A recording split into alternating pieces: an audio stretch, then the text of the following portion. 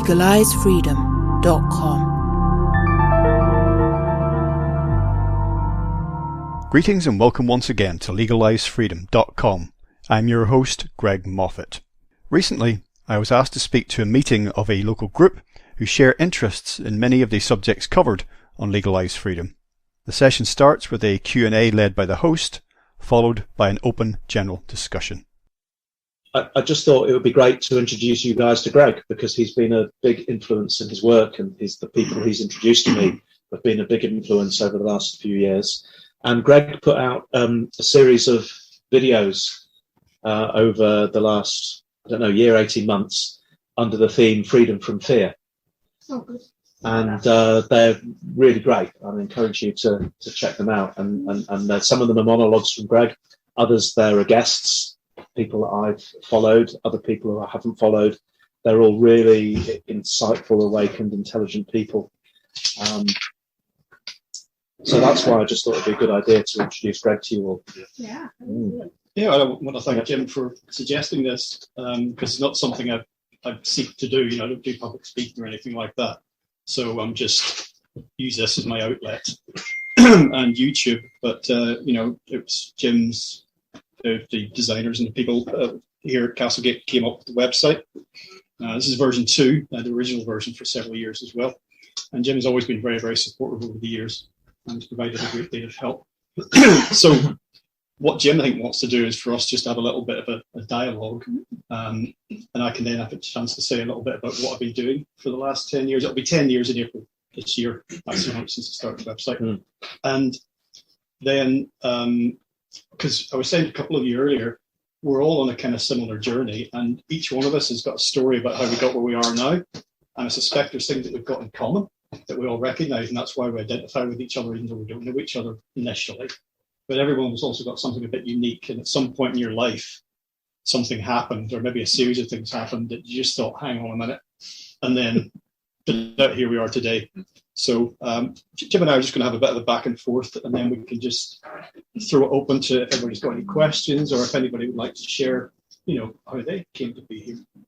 So, thank you, Greg. So my first question is really, what is LegaliseFreedom.com beyond being a website? When did you start it, and what led you to decide to start such an undertaking as this? So I was living in Leeds at the time, and I'd always been interested in a lot of the topics that are covered here, very wide-ranging, but yeah, all of you will, to a greater or lesser extent, identify with these topics. So go, yeah, I'm interested in that area, I'm interested in that area. Basically, it's just different ways of looking at the world, past, present, future, what it is to be human, life, the universe, and everything, really, if that wasn't so all-encompassing.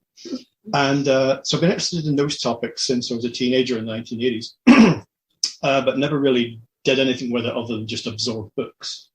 But when I was living in Leeds around 2010, 2011, my girlfriend at the time she had a little home studio. She was working there, and I'd be upstairs in the study, and I would constantly keep coming down to her with these books by these authors or this new information, and just stand over her, basically. Isn't this interesting? And she did appreciate it, I think.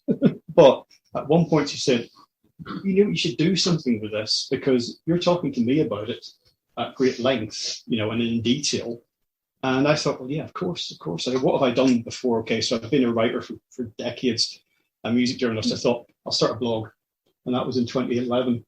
But I attended one of the Alternative View conferences run by the late Ian R. Crane, somewhere in the south of England. It all gets a bit of a blur after you get past Birmingham, really. And so I went down there, attended the conference, and thought, I'll go write a series of blog posts based on the speakers who were there, Ian Crane himself, Thomas Sheridan, and many others. And it was when I was halfway through this series of posts, I thought, this is really dragging. I'm not enjoying this. I don't know why. I just want it to be more instantaneous. And I thought, well, you didn't write all this down on a piece of paper and show it to your girlfriend. You just spoke to her. So I thought, that's what I'll do. So then on April 1st, 2012, I put out my first show, basically about economics, actually, but a different way of looking at the monetary system. And since then, I've done 350 plus shows, many more YouTube videos. And that's about where we're up to now. So, and there's all of you, I'm sure, consume some kind of alternative media, as it gets called. So I'm just part of that milieu. Obviously, you can probably think of some really big names out there who reach really large numbers of people. You know, the David Icks of this world, for example, whatever you think about it, he reaches a lot of people. And I'm somewhere down at the, you know, the bargain basement end, but it's just me doing it. You know, it's got no technical support apart from what I get from Jim and his colleagues. And so that's about the size of it, really.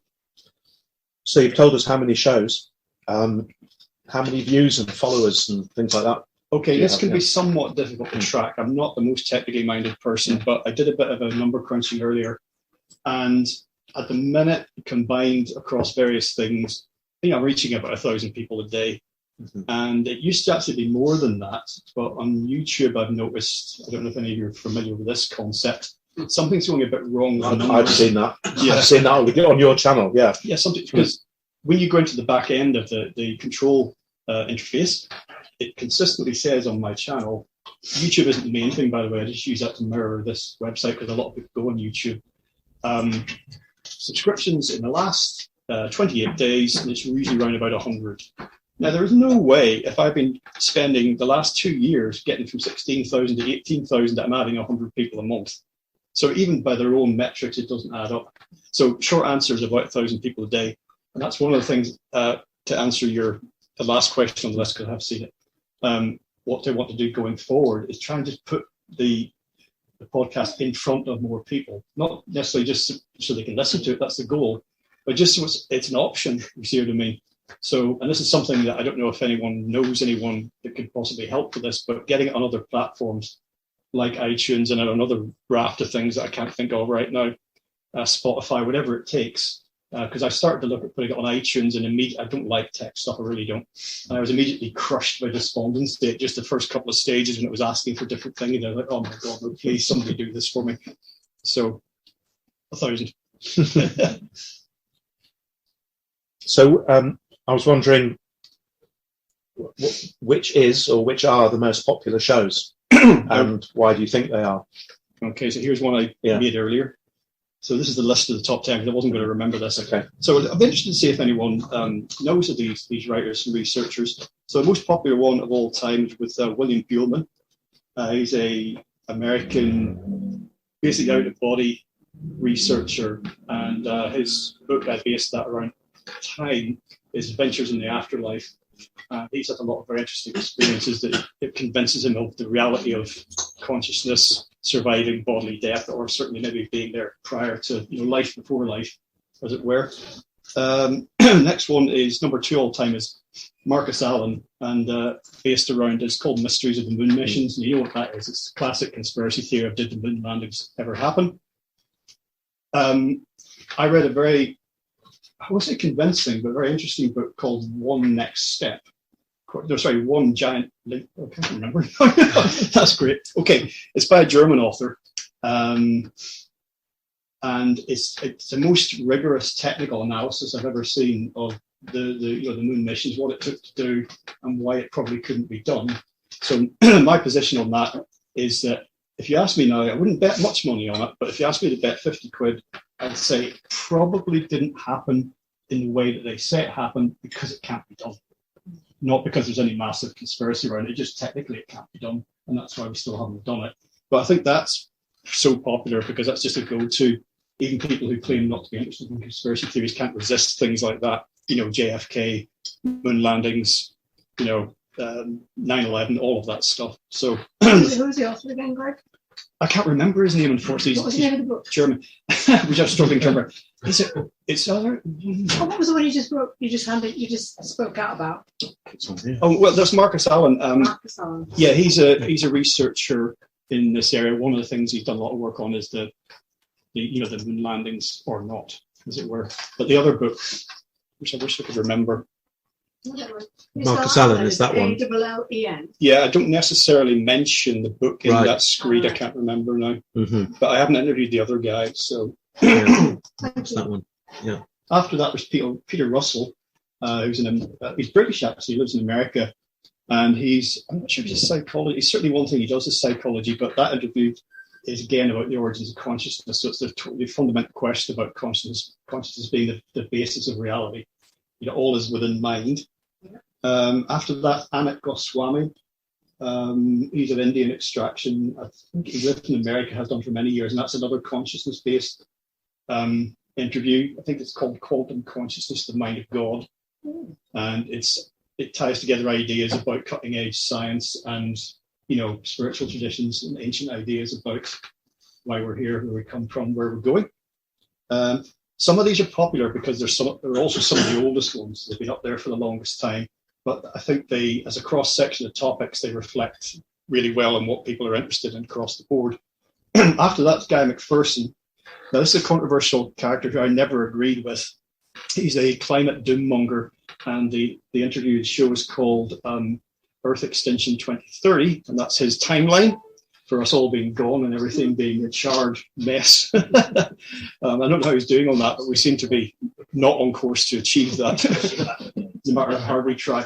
But I interviewed him anyway because so many people were interested in his work, and he's one of these people that attracts detractors as much as he does supporters. But he famously quit a good academic job, sold up and moved out to actually just South America, I think, to some kind of, what would you call it? Commune. No, not a commune. He was there just, I think, with his wife or partner. But I'm just thinking of that for an off-grids, we're looking for a plot of land with a house on it, and they're going to be self-sufficient. And that basically ruined him financially. He spent the remaining time ever since trying to sell it. But I still speak with him again, but he's now become very belligerent. And again, some of you've got varying opinions about the climate and human effects on it, but he's become very belligerent to anyone who opposes him, basically saying that it's self-evident the 2030 doom timeline will be achieved. Number 6 is one that Jim first listened to. Robert Schoch is an American geologist.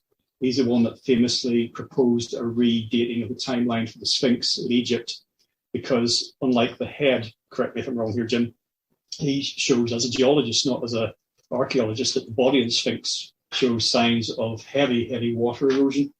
So it must be much older than Egyptologists say, because there hasn't been heavy rain in that part of the world for many thousands of years. It would have been when Egypt was green, basically. So, and then after that is, I've not heard from this guy. He dropped off the radar just into a black hole. His name's Kirby Surprise. He's an American psychiatrist, and his book was just simply entitled Synchronicity. And anybody's familiar with the work of Carl Jung will know that he originated the term. We all experience this in our lives. Sometimes it's just a coincidence. Well, what's the difference? So I did a wonderful interview. I say interview, he just basically talked for 2 hours. It really was just like wind up, Duracell Bunny, and off he went and just talked and talked. But that's been really, really popular. And it's the go-to book on synchronicity, in my opinion. So what's that called again? Kirby Surprise. That's actually his name. That's a great name. And yeah, it is. And the book's just called Synchronicity. So after that is Anthony Peake, who's a regular guest of mine. He's an Englishman. And that was on his book, The Infinite Mind Field. He's very active on social media, and he's one of these people that gets flack because he writes about quantum physics and consciousness and these other topics from a very educated layman's perspective, but he's not quote unquote qualified, which is why he gets it in the neck from people who work to be. But he's a great speaker, very good writer, very good communicator. Number 9 out of 10, Thomas Sheridan, one of the first interviews I did with him in 2012, and that was based around his book on psychopaths. I know he did 2, but I think it was the second one, not Puzzling People, but the other one. And I'll come back to Thomas again and again over the years, because he can speak on virtually, he can speak on any subject. The depth and the breadth of the man's knowledge is truly impressive. So he's always popular. He's guaranteed bums on seats. And then number 10, most popular of all time, Graham Hancock. And he's another popularizer of controversial ideas, specifically historical timelines, human events, and the idea of catastrophes that have radically changed the direction of life on Earth, and specifically human life. And again, he gets a lot of criticism for how are you qualified to talk about this? His key idea is of a planet-wide catastrophe around about 10 to 11,000 years BC that basically wiped out an earlier advanced civilization and left us basically putting the pieces back together again. And so those are the top 10 most popular. Of those, I think you were wondering what the most... So was Graham Hancock, was that in reverse order? Was Graham Hancock the most popular? No, he's number 10. Number 10, okay. Yeah. What I found interesting there is that I've been following your website for many years, and certainly probably 6 of those out of 10 I haven't heard. Well, there's a lot there, you know. That's right. So there's a lot for me to go into there. And I was saying, which are the most popular? So that's most popular. Most controversial, you also asked. Why do you think they're the most popular? I don't know. Who is your most frequent guest? Well, who's the most frequent? I'm not entirely sure. Okay. It might be Thomas Sheridan. Yeah. I've never actually seen fit to keep track of that, but certainly he's up there because, again, he's someone who can speak on any subject. And I've spoken with him. He's one of my favorites because I can speak to him about, let's say, any subject, but things that are of interest to me. So he knows a lot about popular culture. He knows a lot about history. He knows a lot about the esoteric dimensions of everything in the world of politics, of money. Everything's got this, other side to it that we're told is, that doesn't, there are no more dimensions to this. It's all just as you see it. So he's very, very good on mysticism and the esoteric. And he's one of the most controversial guests, and I think that's why I put his interviews down. So he's your favourite guest and your most controversial.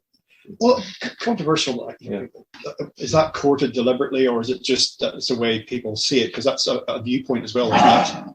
People could think something controversial, but that's just a matter of judgment.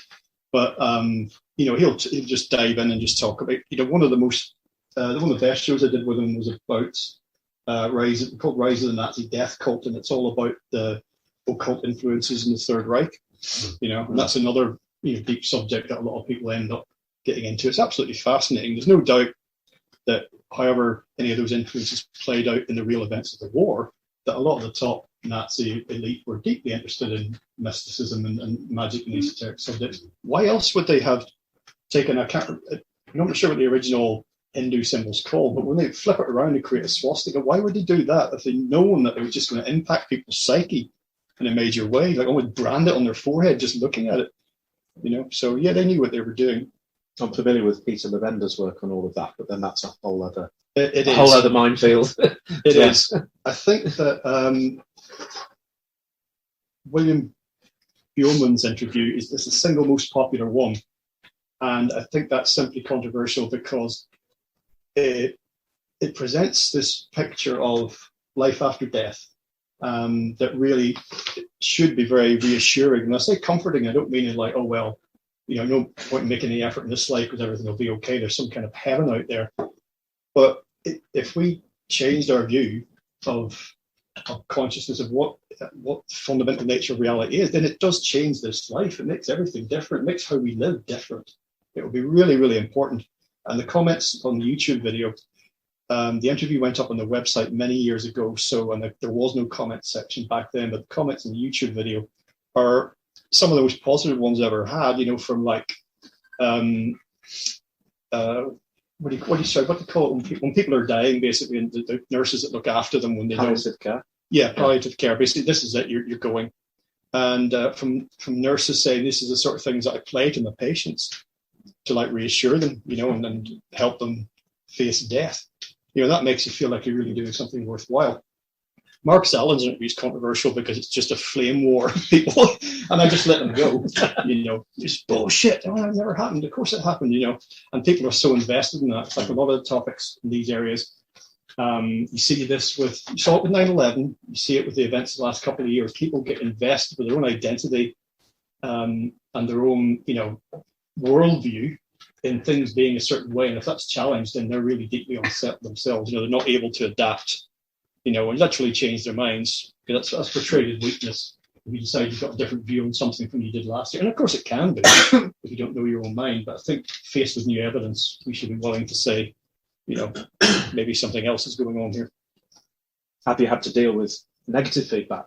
By not dealing with it, basically. Right. Yeah, you get all sorts of trolls and just ridiculous. And I noticed that they're the least erudite, and there were real problems with spelling, punctuation, and grammar. You might have seen this if you've read comments online. It's not a good way to spend your time, but people who've got something positive to say, usually if it's not much, it's just said in a certain way, and it's, if you can look at what they've written and hear their voice, it just sounds like I do now.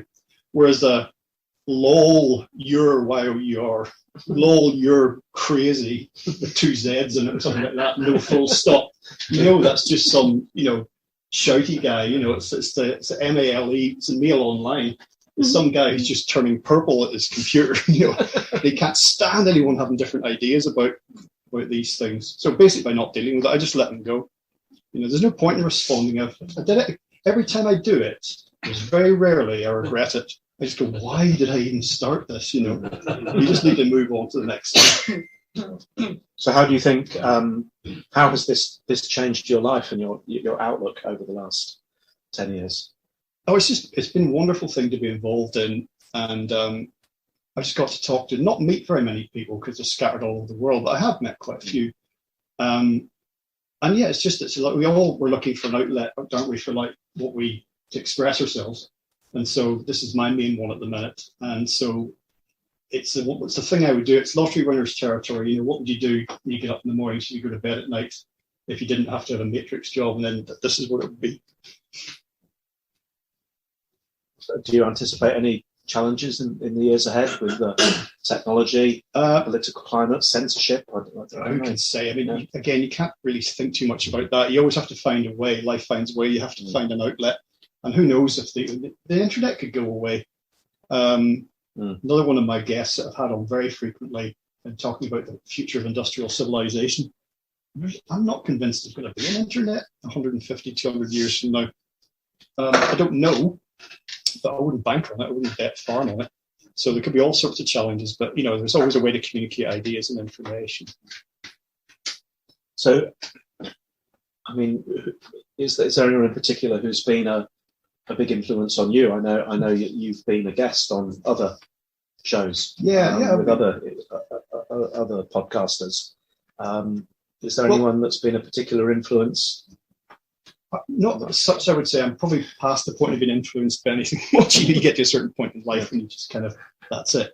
But I did make a note of some of my favourite interviewees, and there are people that I've gone back to time and time again. Because I've really got value out of them. So again, some of these names might be familiar to some of you, or you can look them up if you wish. Obviously, Thomas Sheridan, John Michael Greer, as mentioned, he's an American druid amongst other things, but that's the guy again can talk about any subject. Mark Stavish is a esotericist and expert in mysticism. He's an American guy. I'm not actually sure what his day job is now, but he's known as very, very, very senior Freemason in the US. He's endlessly fascinating. And Gary Lachman is somebody I'll be interviewing again soon. He, at one point, was best known for being the bassist in Blondie. And he's an expert in, again, esoteric, magical matters and other things as well. There's a couple more I'd add to the list with John Michael Greer, and these are people who are questioning the direction we're headed, not necessarily taking any dogmatic view on climate science, but just saying, look, whatever you believe the reasons are, we're running into increasing problems with the way we run our civilization, industrial civilization. We need to address that. Doesn't mean we go extinction rebellion at all. That's just a death cult as far as I can see. And these two other guys are James Howard Kunstler, is an American, Kunstler with a K, I should add, that makes it slightly less awkward. He's an American author, and he has a very, very wry sense of humor as well.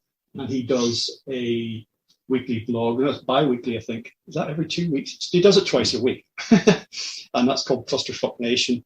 And that's just mostly looking at American politics, but also the direction of travel of our society. And that's well worth a read. He's written many books as well.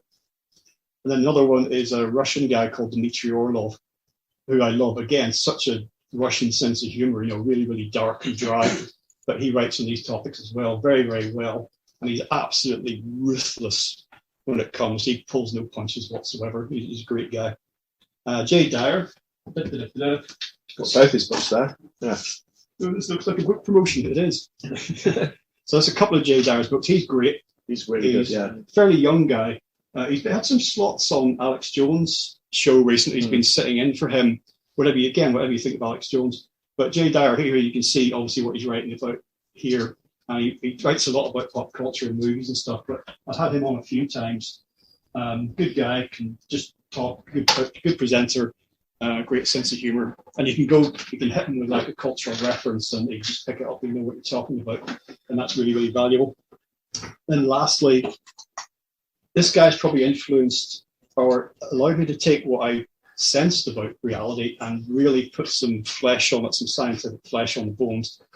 Bernardo Castro, surname K-A-S-T-R-U-P, and he is from the Netherlands, and he started out, he's a computer scientist by trade, and they ended up working at CERN for a while, and he's since become an author writing about, basically again about consciousness being fundamental. And his book, the last one I've read, the most recent one I should say, is called The Idea of the World, and that's the most cogently argued case I've ever seen based in purely scientific terms for consciousness being fundamental. What he did was very clever. He was struggling to get acceptance from the scientific community for his ideas. They're calling them woo-woo and, this nonsense. So he wrote a series of articles, about a dozen or so, for peer-reviewed scientific journals, submitted them at different times to different journals. They were all passed by the peer review process as scientifically valid. Yeah, this is what you've done here as a sound scientific basis. It might not be proven, but yeah, you've made a case here. And then you put the whole lot together and call it a book and put it out.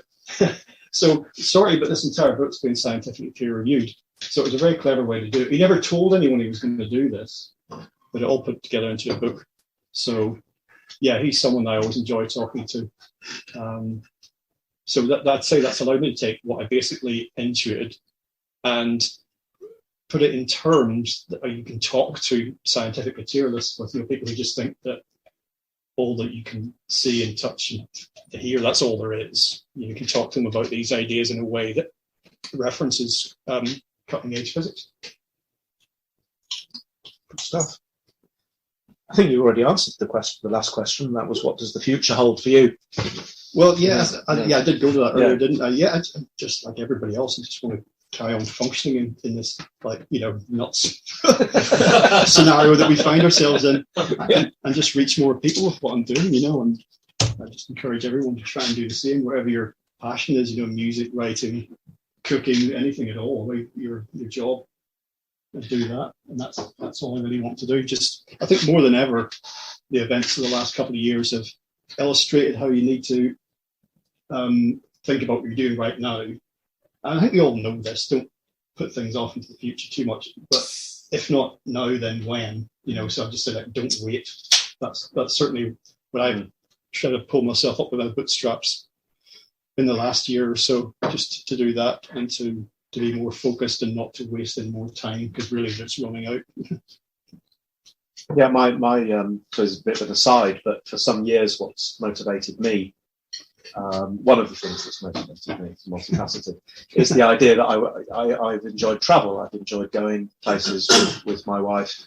When we've managed to palm the kids off on the grandparents, we've really had lovely time in various parts of the world. Not that we've travelled very far, but Europe only.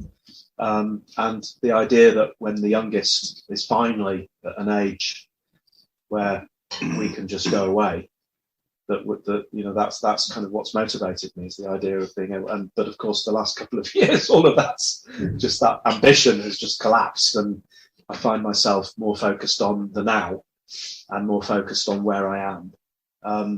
Building a shed in the back garden. Well, you can finding meaning. You can pretend it's a TARDIS when it's finished. Yeah, you can just go anywhere. Learning about concrete and. Do you know there is a truly awakened travel group on Facebook where they're travelling without masks, without jabs, without PCRs? I'm aware of the awakened stuff. People are travelling all over. Right. Mm-hmm. Fantastic. Yeah, I remember Jason was saying that it's not that expensive to charter a plane. At the end of the day, if enough people get together, charter a jab-free plane to. Well, I mean, Yeah. all the people who are flying around in chartered private jets, more or less on their own with their lackeys, they're doing that because they don't have to go through any of the nonsense, you know. And they just so happens that there are organisations that back them can afford to do it for just a few people. But yeah, you charter a plane, you more or less call the shots, you know. But Greg, have you heard of this hack and trace? Yeah, No. yeah, I remember you it can came out.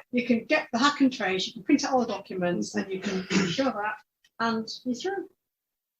It's Well, an incredible system. That was, I didn't know that existed by that name, but in the early days of all this, people were saying, and they didn't have to be like underground hackers. Okay, they're implementing these systems. They can always, anybody who knows what they're doing, whether they built these systems or not, they can, you know, reverse engineer them and disrupt them. You know, I don't think they can come. The government doesn't have a good record on big technology projects. They really don't. So, yeah, I'm not surprised that exists already. People are traveling all over the place on it.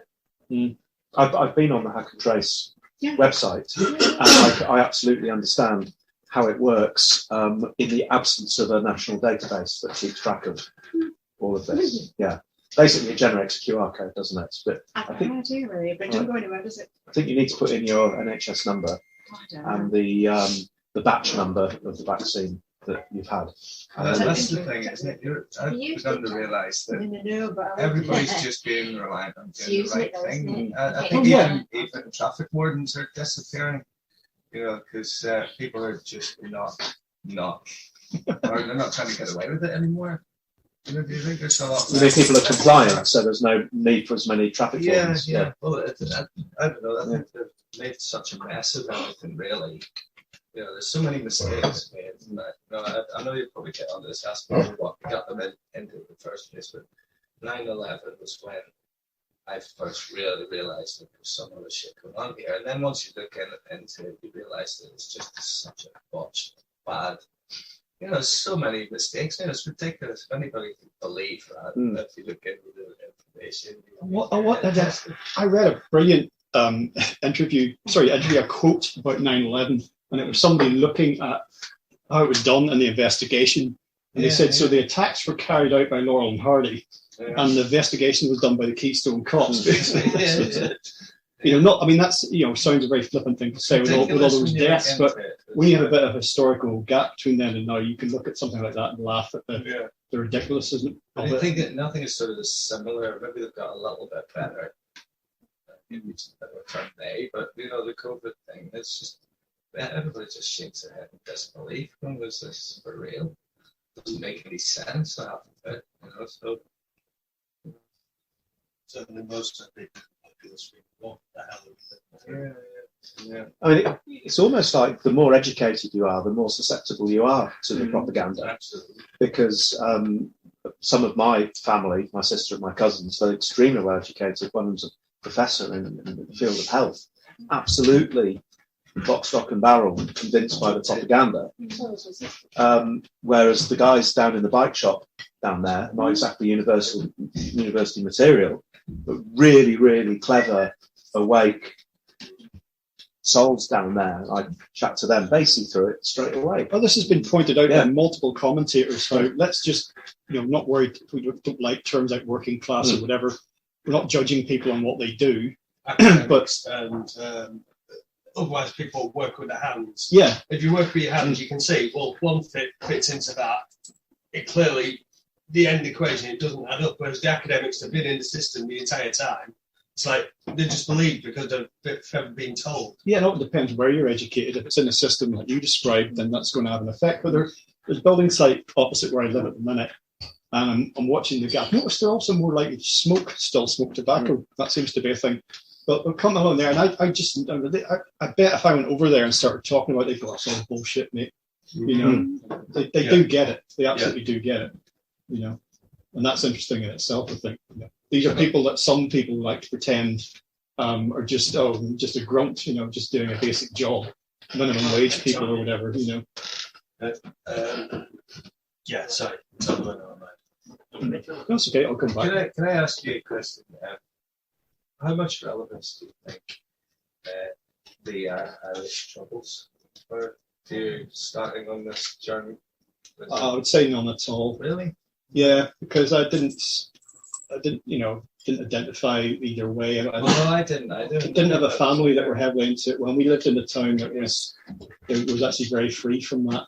We were very fortunate. Yeah, do you not think that would give you the eyes to see both sides? But oh yeah, that's what I'm. Oh yes, okay. From that point of view, yeah, I see what you're getting at. Oh yeah, totally. Just to say, let's not rush to judgment here, and let's not just demonize people because we've been told to. Yeah.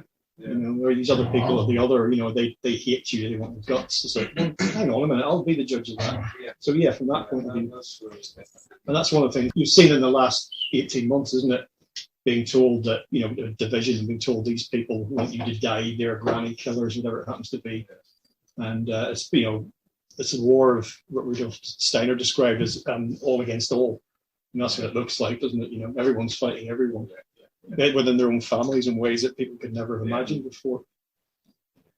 It was like my Carling there, but I could understand why I wanted to cross the border and go on holiday.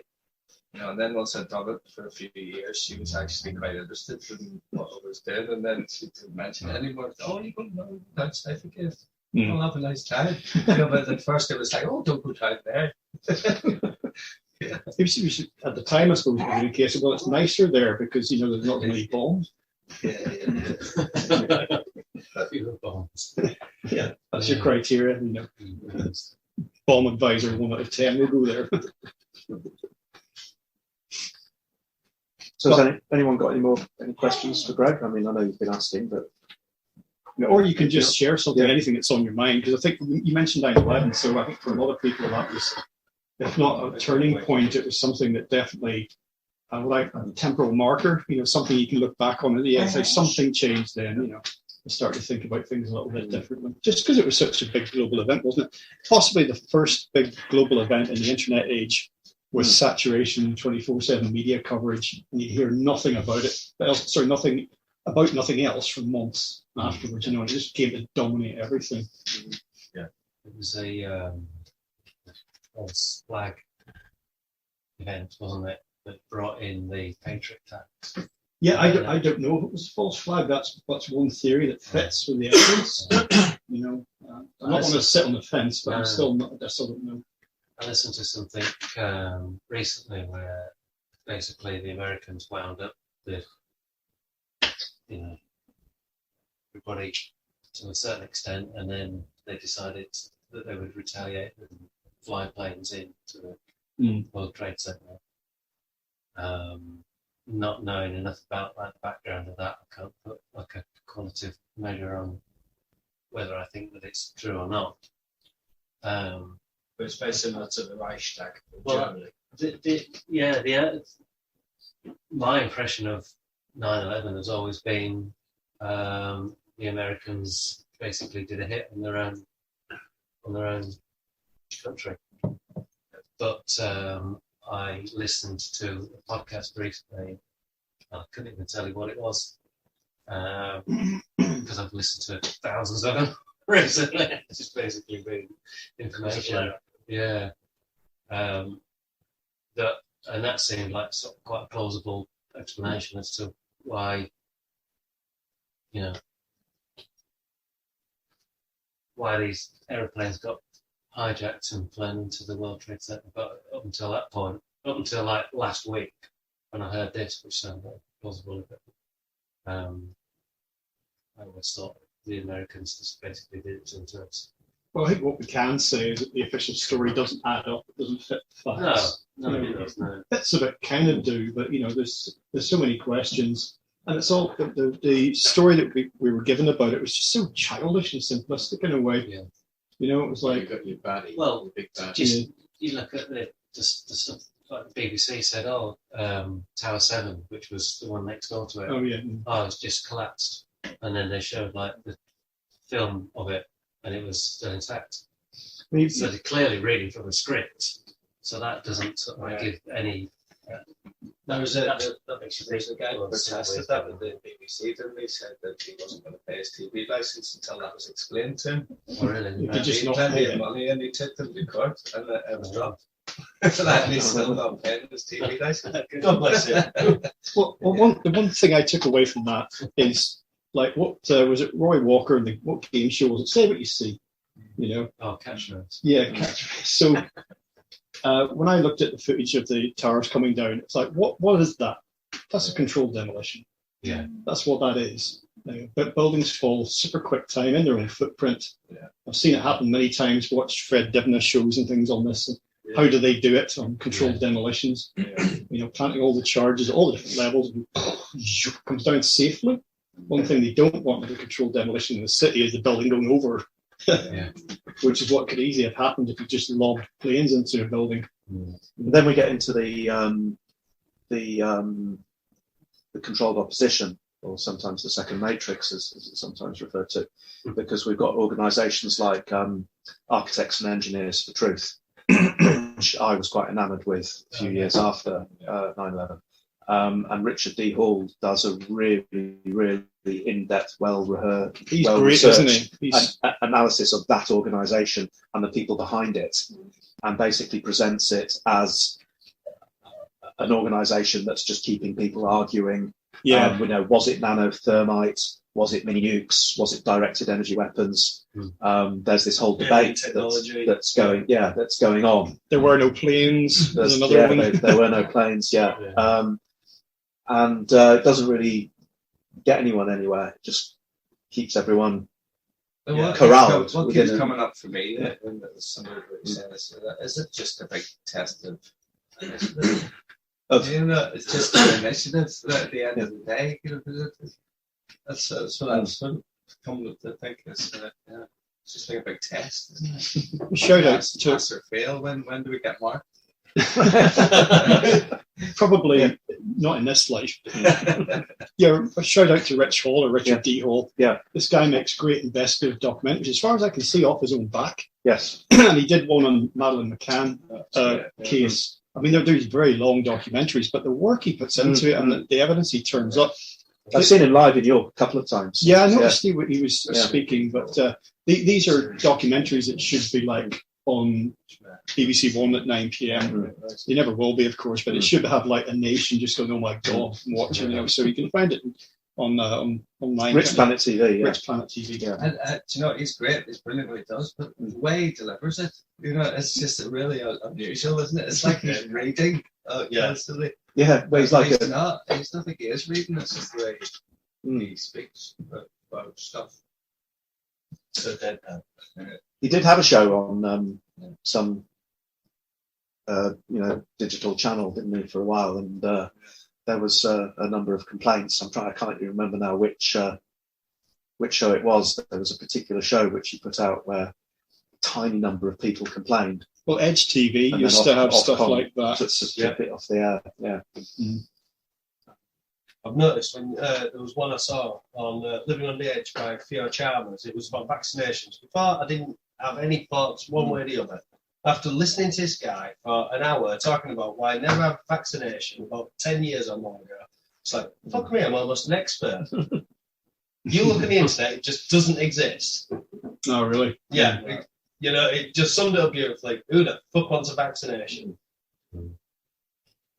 You mean the show's disappeared? Oh, yeah, totally. Yeah. But the only ones that are such as the alien technology, what blew up the Twin Towers, which comes to mind. Just a load of shit. Only the real rubbish ones are still on the web. But anything what's any good disappeared. Yeah. You might be able to find it, being a techie. Well, I don't know about that. But, Stop using YouTube. Yes. Yeah. Find it. I moved on to Brave. It's still a struggle. Yeah. There are so many new platforms now, you know, like Odyssey and other ones I can't remember, that it's hard to keep up, especially if you're trying to post stuff online.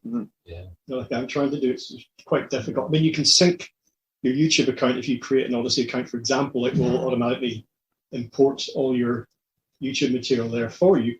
But after that, I think if you keep posting on YouTube, then it'll keep transferring it across. But there's so many, I've had so many people say, oh, what about this, you know, free speech platform, this alternative to Facebook, this alternative to YouTube? And I'm glad that they're sprouting up like mushrooms, but even then, it's having the time to, whether you're posting stuff or whether you're just watching and listening to stuff, to know, you know, there's only so many hours in the day. I mean, there must be that surely. I mean, I haven't looked into it, but with social media, of course, there are tools that you can use which you might have to pay a small subscription fee for, but they allow you to put all your social media posts in one place, and then it farms it out to Twitter, Instagram, LinkedIn, Facebook, and whatever, all in one go. And I think there are platforms that allow you to connect your YouTube, Rumble, Odyssey, BitChute, to their platform. You see, I'm already starting to get a brain hemorrhage. I just want someone to do it for me. For you, yeah. Because I've been following people who have suddenly disappeared off YouTube, but they've been warning of that possibility for years, and gradually moving on to other platforms. And actually, they've got more followers on BitChute than they ever had on YouTube now. So they are beginning to, just in the last few months, these other platforms are beginning to take over.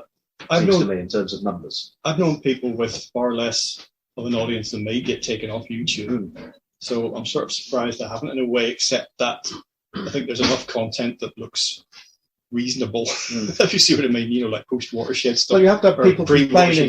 That guy, is it Alex Bayfield, has disappeared now? Because one person complained that he was bullying or something like that. Yeah. And so his whole channel's gone.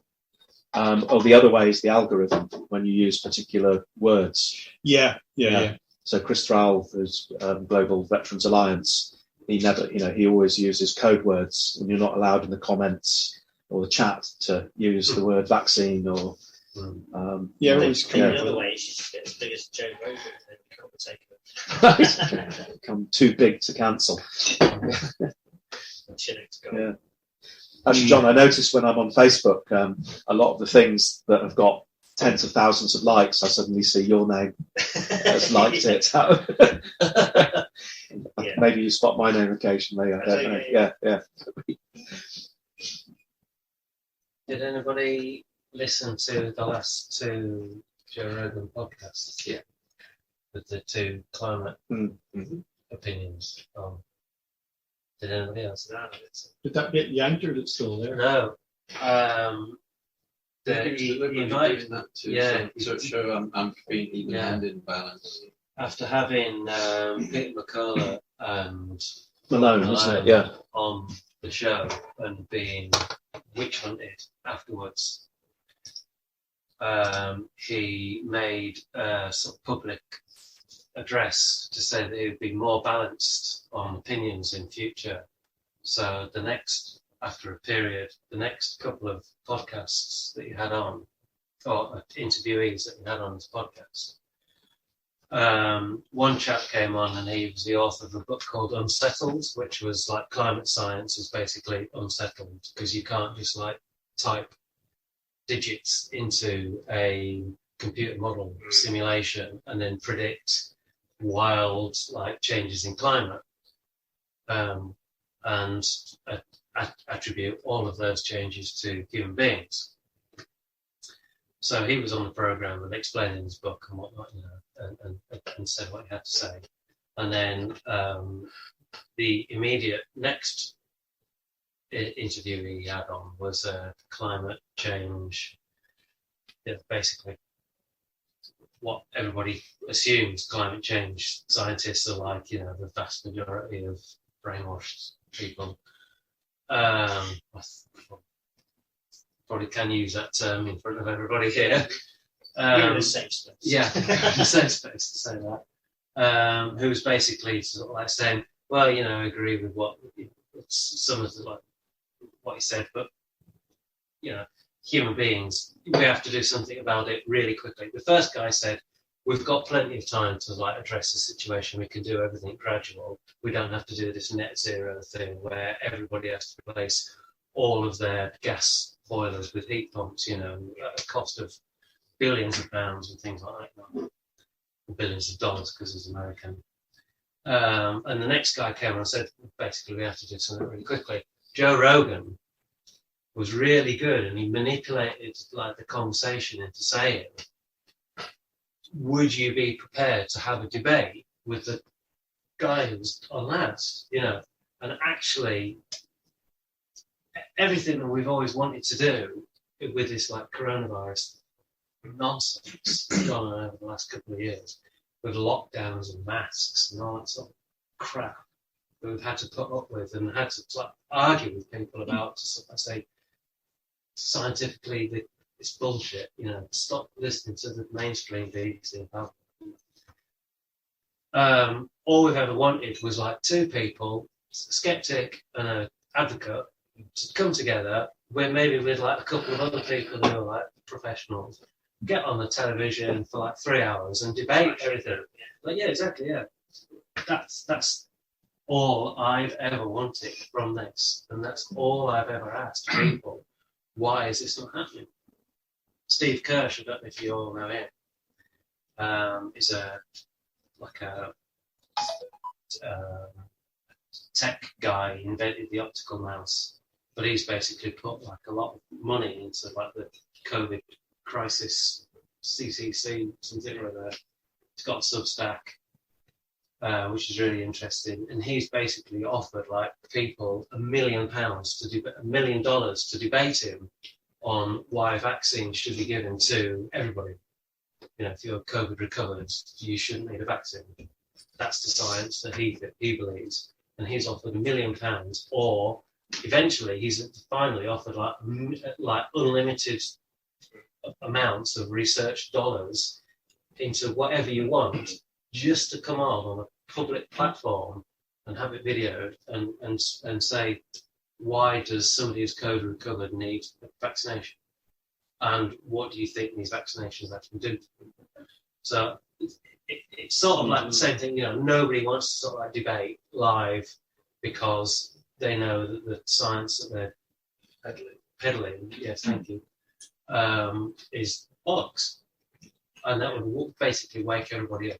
It was the same thing. So Joe Rogan has done this, like the last two interviews, he's like climate protagonist and a climate denier.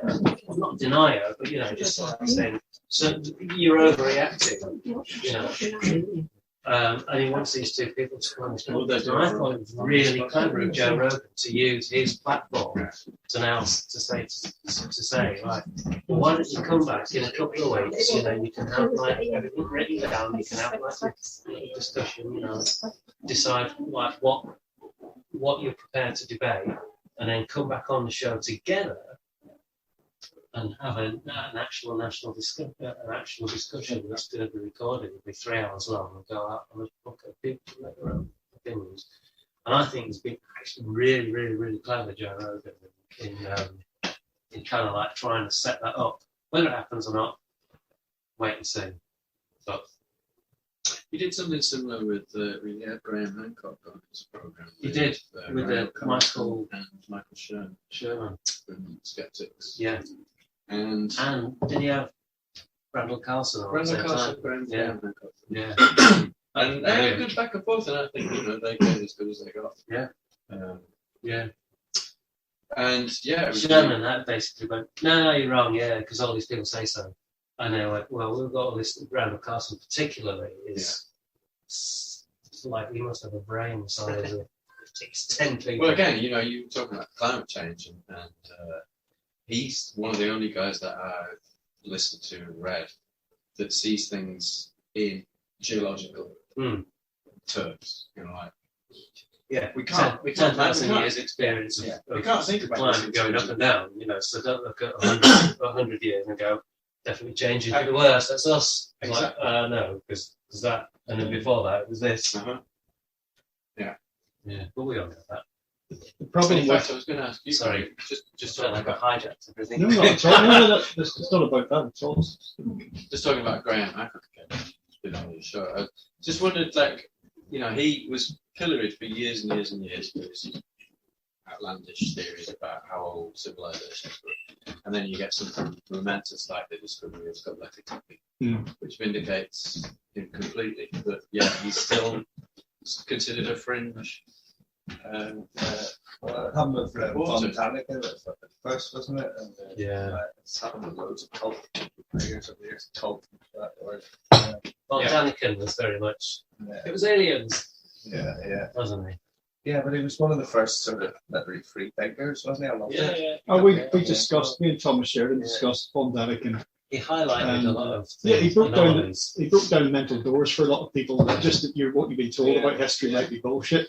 Yeah. Not that his concoction of ideas was necessarily the answer. It doesn't look like it is, but it was just ways of thinking differently. Lyle Watson. Right. I know the name, but he wrote Supernature, and then he wrote, he wrote a whole series of other books. I read them avidly when I was in the 20s, and they're not really in the consciousness anymore. But he was so successful from Supernature, he bought himself a yacht and spent the world. And it was like traveling the world, looking into supernatural events, and writing books. So it was disappeared off the face of the planet. something to look up. Just remembered when I first met Steve, told me that he'd done a master's dissertation. I might get this wrong, but on the influence of ancient Egypt on ancient Irish sites. And it was dismissed, if I remember rightly, by your supervisors as being nonsense. But in recent years, they found things like a mummified monkey straight from Egypt, with the, I don't know, they use pollen and things like that, to identify its origin. And also jewelry from ancient Egypt in, passage, what's the term? Passage tombs and whatnot in Ireland. Yeah. So there clearly is, now a proven link. Right. So you were ahead of your time there. Yeah. Just a word about balance, very briefly, because you mentioned the climate thing with Joe Rogan. See, journalism isn't about balance; it's about trying to approach truth. The problem with balance is it manifests in a lot of news programs and mainstream media, and we've all probably been frustrated by this. You have a host and you have two people with opposing views, and they work through, you're wrong, I'm right. And at some point you think one of these people is lying, or it's just plain got it wrong, but quite often one of these people is lying. And then they go back and forth, nothing is settled, roll credits. That's balance. You're not actually deciding anything. There's nothing, you don't get anywhere. You said the word journalism. It's not journalism, it's entertainment. It's like the Jeremy Kyle show. Get someone from that side, get someone from barbecue, all the credits. It's ratings. Yeah, and it leaves people feeling, if not frustrated, if they're really thinking about it, but just confused. Yeah, I think if you have a television format where you've only got like an hour to kind of like go. An hour is a luxury these days. Well, this is it. Yeah, exactly. Yeah, more normal is like a talk show thing where you have like somebody to come on and speak for 3 minutes, and then they get ridiculed. They spoofed this on Family Guy, the cartoon. If anyone's ever watched that, and I can't remember what the actual thing was called, but it was something that Peter, the lead character, did. It was something like the 5 second show. It was literally did it. 5 seconds. What was this 5 second show? That was it every week. Well, what do you think of virtual pub? Noticed you taken part of the virtual pub a couple of times. Sorry, I didn't. The virtual pub. Yeah. Thomas room 313. There's some really interesting. That's such a good idea. I hope that takes off. Yeah, well, it was born out of the frustration not being able to get together with people, and just do what we're doing. Yeah. And so the idea was just to literally what it says on the tin, sit around a table, albeit in different parts of the world, and just chew the fat. Yeah, that is the good thing that's happened through all this, isn't it? We've been validated. Right, that actually we're not crazy and we can actually talk about these things now. Yeah, that those things that we were told those things that we were told we could give up, that it wouldn't really matter, like seeing other people, contact with other people, interacting with people, cultural experiences, being in nature, travel, any of that stuff. That doesn't really matter. You can just give all that up, just stay at home, play computer games, and order. What was it? Thomas Sheridan called it. Netflix and lager binges, just do that instead of having a life. And all the people finding ways to do things together has proved that those things are really important. If anything, they're more important than Netflix and lager and takeaways. What do you think about the people that are trying to distance themselves from their ideas about lockdown and masks and That's hilarious, isn't it? You know, the number of things. I thought it was rubbish all along. So, yeah, bullshit. Exactly. So, Christian Morris, another guy who's been on the virtual pub a few times, and I'm connected with on social media. He recently has been sharing. A few other people have been doing it as well, but he's been doing it quite prolifically, sharing screenshots and things of like people contradicting themselves. You know, many politicians just saying, you must get vaccinated if you wish to be a part of society, and then this Irish politician, the next clip is her freedom of choice protest recently. The same politician. So keeping archives of these things, I think, is important. But it's just hilarious watching people backtracking and stuff. Well, one of the big problems with lying, basically, it gets really, really complicated to sustain because you constantly have to remember all your bullshit, what you said and everything. So if you lie your way through life, then it gets very, very complicated and very unpleasant. Because what did I say to her? I know I didn't say the same thing to him. Whereas if you just tell the truth, however much it hurts, you've got nothing to worry about. You can just sleep at night and say, well, I pissed some people off, but at least I didn't lie. The problem with that is that people who just come out of the woodwork and go, I was thinking that all along. Oh, yes. No, there's a lot of that. Got like a short memory. There was a lot of that in 1945, In the first place, I was just following orders. That's what that sounds like to me. Yeah, that's going to happen a lot. I didn't want to say anything because, everyone else there's so much pressure on me. I didn't want to say anything. Well, that's the whole start of the Nazi thing, wasn't it? Although something outrageous happened, I didn't say anything. Yeah, it didn't affect me. The problem is these days is that the people who are pulling the strings about this COVID narrative, they've got all their shit in order now. And they own the media, and they own absolutely everything. Like the Guardian's compromise. Education institutions. Yeah, just absolutely everything. I probably don't need religious to institutions. Yeah, I don't need to explain much of it to any of you guys sitting here right now. A lot of that media is dying on its arse. And if you look at where the Guardian was compared to when I used to buy it in the 1990s. I used to read the Guardian. Yeah, me too. I haven't read the Guardian for 2 years. No. That was in the 27 with the death of I think somebody suggested like Bill and Melinda Gates was like sponsoring the Guardian. I went, are they? And then I looked into it and went, yeah, you're probably right. Just to keep it going, yeah. Sure, yeah, because there was always following me. Surely the internet is too good a tool for both sides, isn't it? It's educating. It's journalism. It's definitely journalism. Yeah. Why do you think that the internet would? Because Canadian truckers, though. It was having the energy to sustain the it. narrative around the Canadian truckers. Yeah. And it takes 2 minutes to go and find out. Yeah, So many people still don't know about it. People They still think it's don't want to know about it. an anti-vax truck company. People aren't being paid to be journalists anymore. They're being paid to be writers, and then they're told exactly what to write, and that's it. And that's happened with like the Lancet and all these like popular, all the specialist like medical journals and things like that.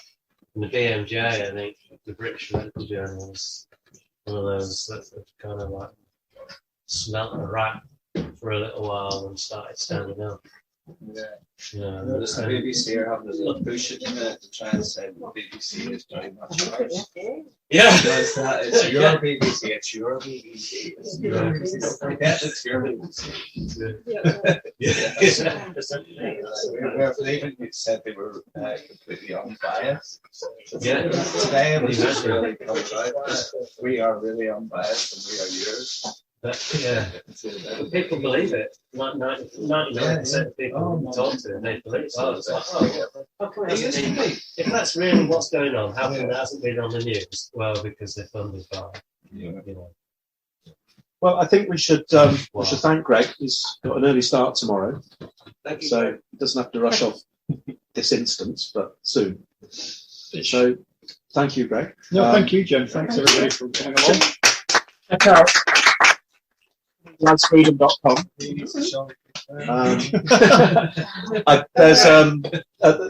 Sorry, can I just ask? Are you just solely on YouTube?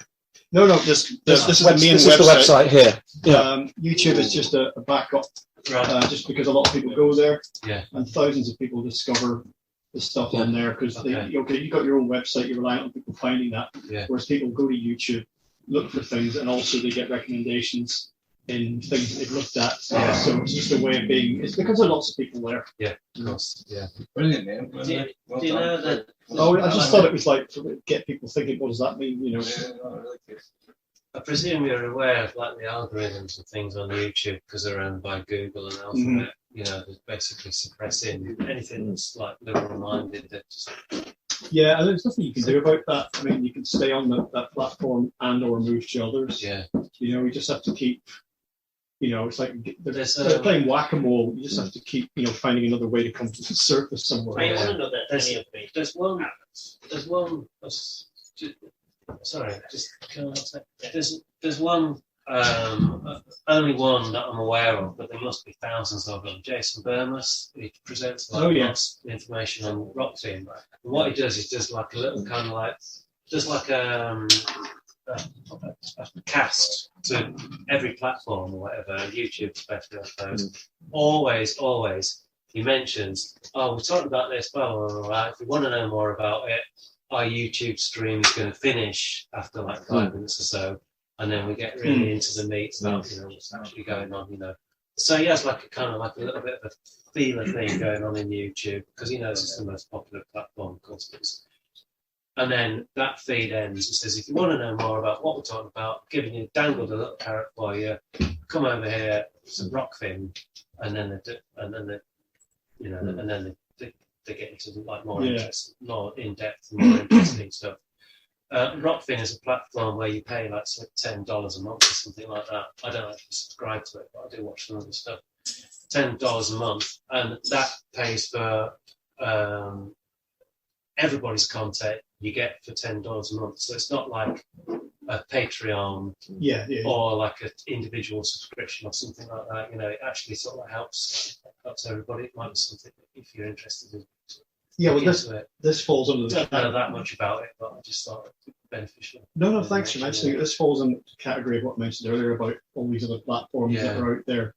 Yeah. That you just have to take time to investigate and try and decide what's going to work and what isn't, and that's like an increasing field in itself. There obviously to be something new launching. But to say it's good, it just makes it a little bit more complicated and time consuming. On the website we built for Greg, I think there's possibly around 300 absolutely free interviews that are 2 hours long. Cool. And then with the more recent ones, Greg releases roughly 1 hour for free.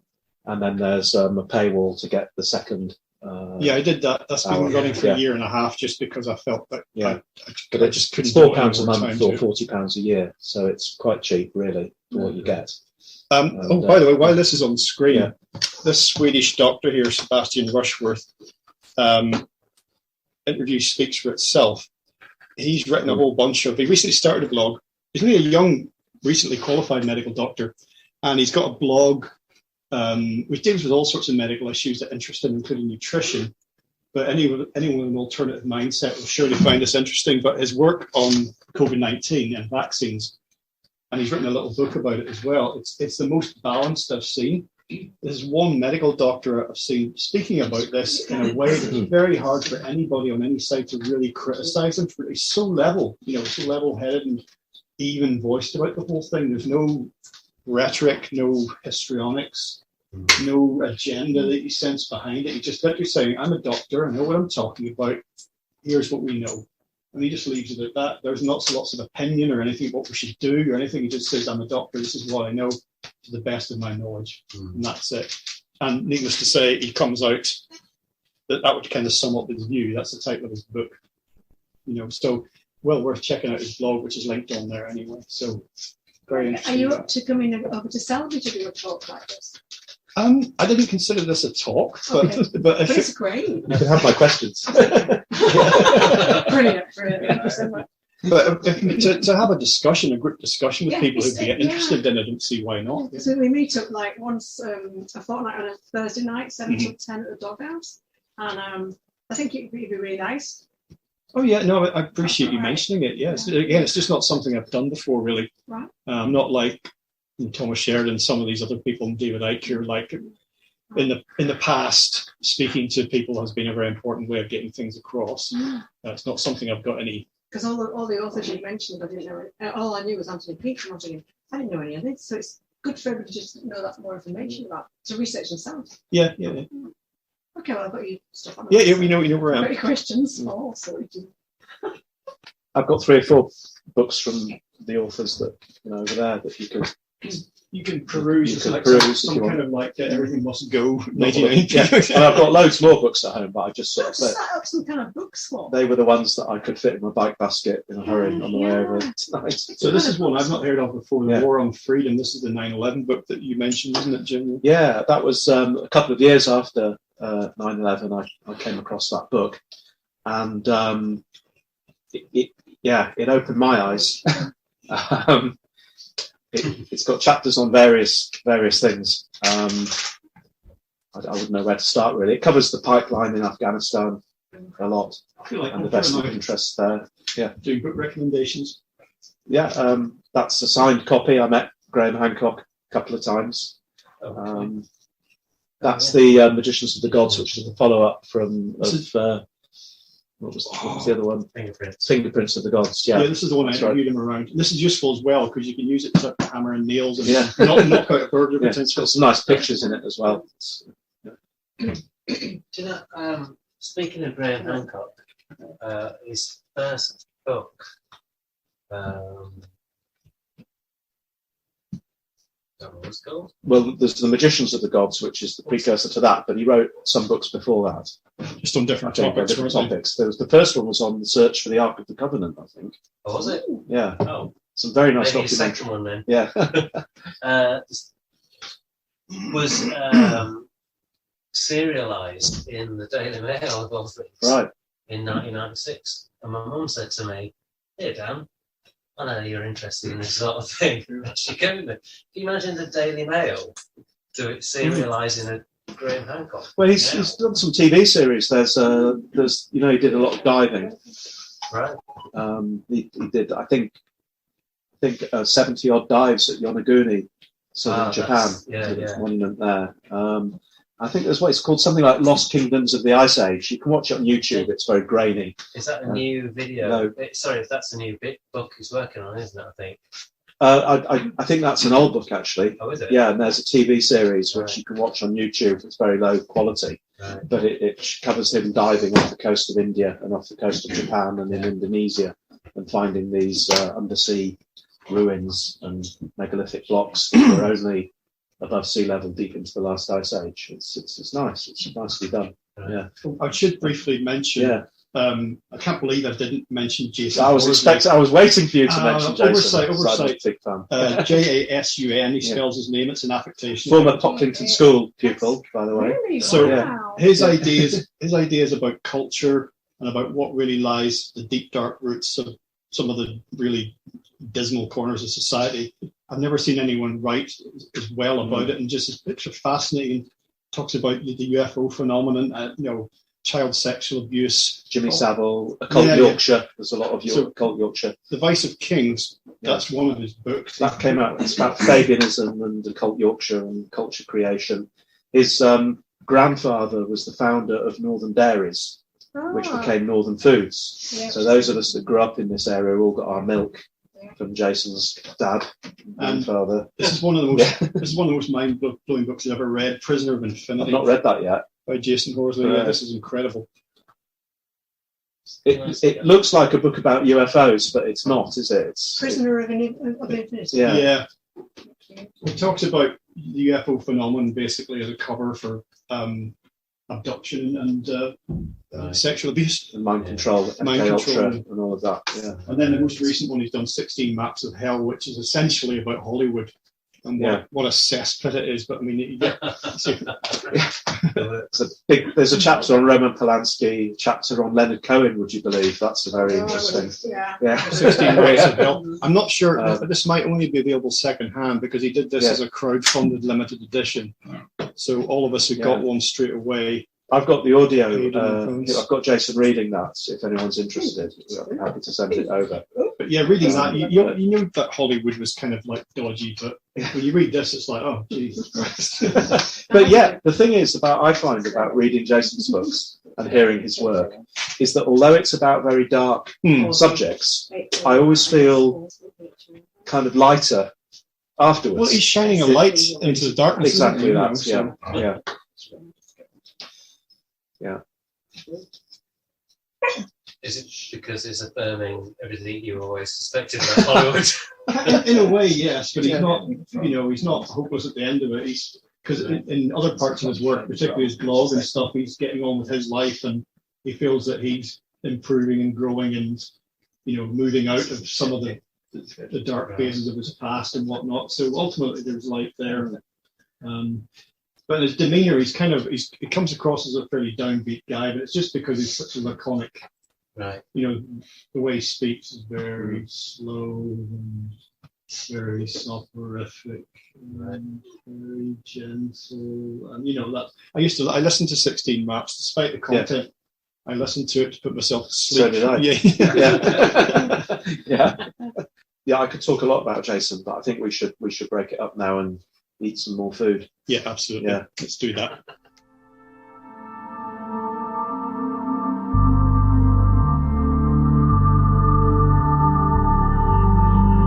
Legalisefreedom.com